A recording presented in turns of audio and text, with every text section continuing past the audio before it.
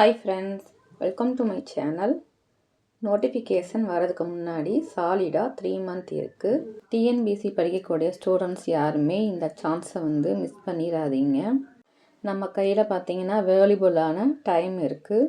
Call for வர்றதுக்கு முன்னாடி நம்ம தயார்படுத்திக்கணும்.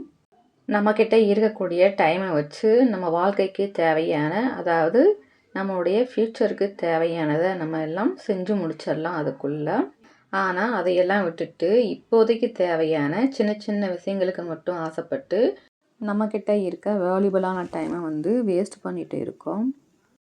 ஒவ்வொருத்தவங்களுக்கும் ஒவ்வொரு விதமான கனவுகள் இருக்கும். அது சின்னதாக இருந்தாலும் சரி, பெருசாக இருந்தாலும் சரி.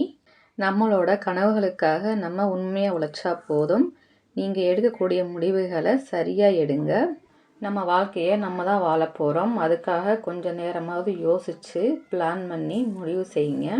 நம்ம ஏதாவது தேவையில்லாமல் யோசிச்சுட்டு இருக்கிறதுனால ஒரு பிரயோஜனம் இல்லை.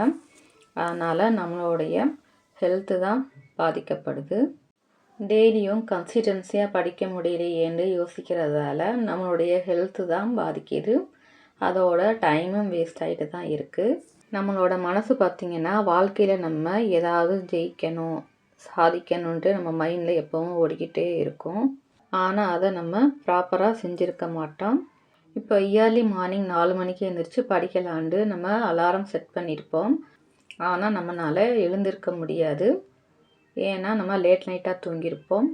நம்மளோட தோல்விக்கு காரணமே அதிகமாக மொபைல் யூஸ் பண்ணுறது, இன்ஸ்டாகிராம் பார்க்குறது, ஃபேஸ்புக், அப்புறம் யூடியூப் பார்க்குறது, இதெல்லாம் தான் நம்மளுடைய தோல்விக்கு காரணம். படிக்கலான்னு நம்ம புக் எடுத்து வச்சுருப்போம். அப்போ தான் இங்கிருந்து தான் சவுண்டு வருமோ தெரியாது. வீட்லேயும் டிவி பார்த்துட்டு இருப்பாங்க. அவங்களையும் நம்ம ஒன்றும் சொல்ல முடியாது. குழந்தைகளும் சவுண்டாக விளாண்டுக்கிட்டு இருந்திருப்பாங்க. அவங்களையும் நம்ம ஒன்றும் செய்யவும் முடியாது. படிக்கிறதுக்கு அமைதியான சூழ்நிலையை நம்ம தான் ஏற்படுத்திக்கணும். படிக்கிறதுக்கு எல்லாத்துக்குமே பெட்டரான டைம் பார்த்திங்கன்னா மார்னிங் டைம் தான்.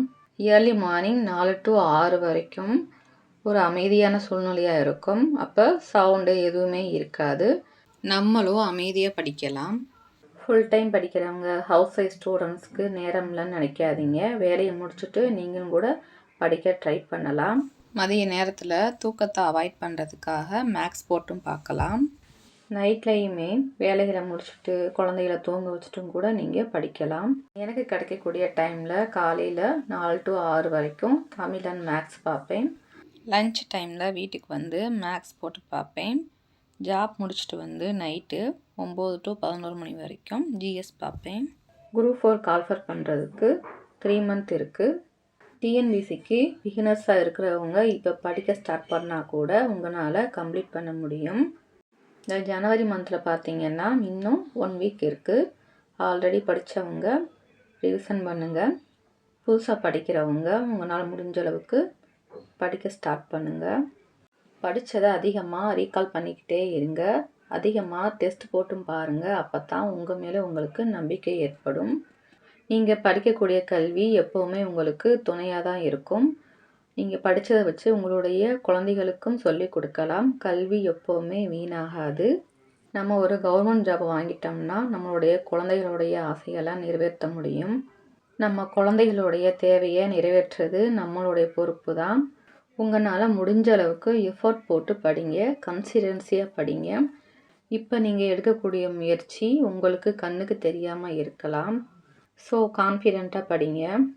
என்னோட டெஸ்ட் 3க்கான மேக்ஸை தான் நோட் பண்ணி வச்சிட்ருக்கேன். அப்படியே விட்டுட்டோன்னா பின்னாடி கஷ்டமாக இருக்கும்.